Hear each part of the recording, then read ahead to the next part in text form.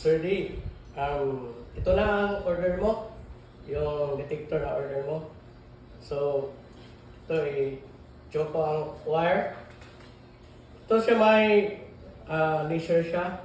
Pero kung di mo gusto, pwede mo tanggalin.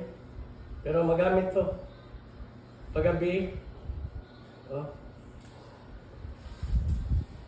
Kaya maka-wiper siya, makita mo kung sa ikot siya. Then ito, mahaba ang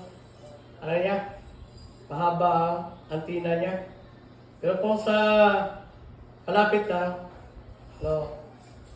huwag mo lang i-pull. Okay? So, ayun. Yung nakita mo, ito ang mga decoy, totoong mga decoy ng mga connection galing sa mga site. At maraming mga locator na hindi nakapasa dito.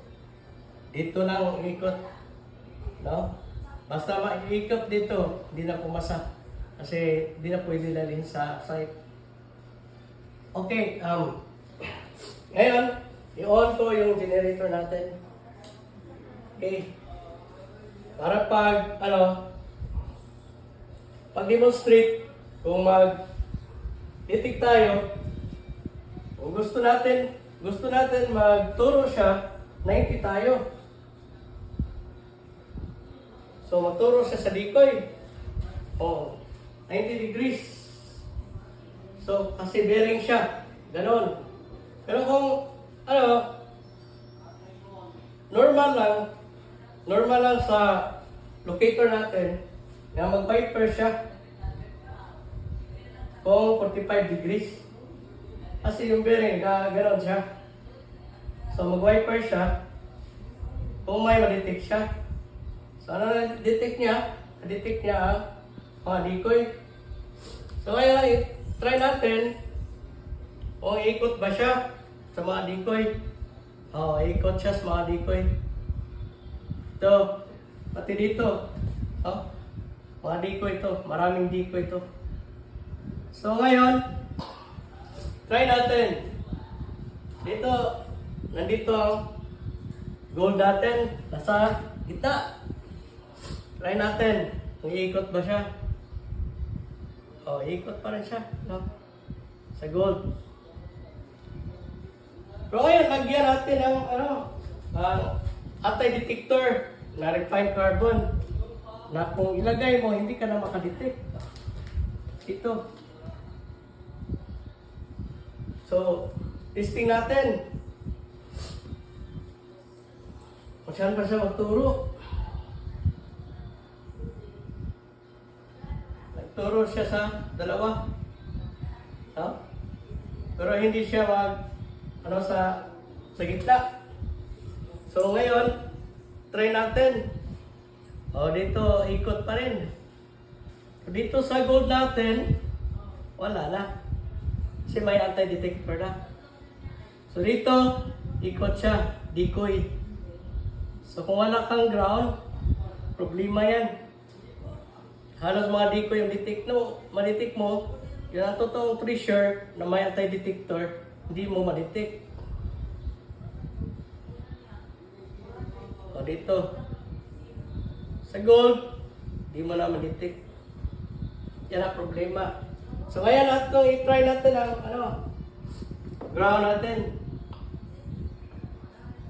Ito ang ground.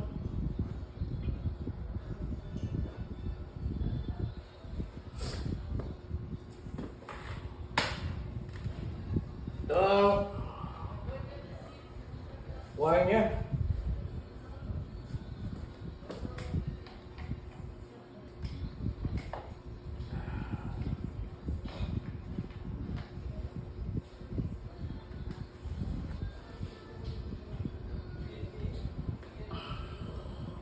So ngayon, try natin kung ma-detect pa ba niya.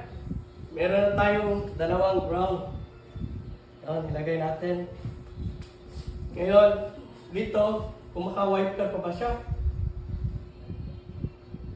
Hindi na. Dito. Hindi na. Sa gitna. Nag-wiper siya sa gitna, di ba? Okay, try natin. Kasi nasa malapit na siya.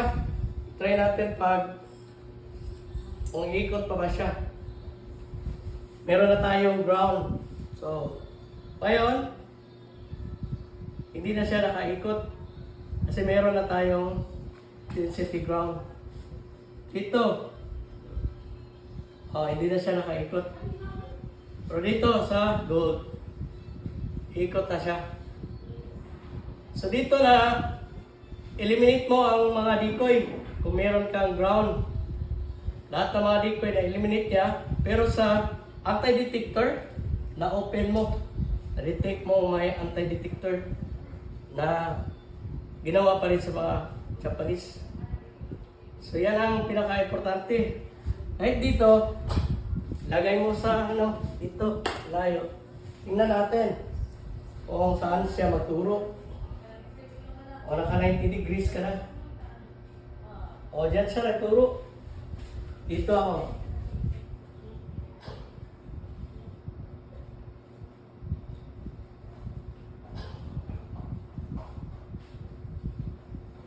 O dyan siya nagturo. Kahit ilagay mo doon, turo siya pa rin. O nasa gold kahit merong anti-detector. So, yan lang. Padala namin ngayon. Okay.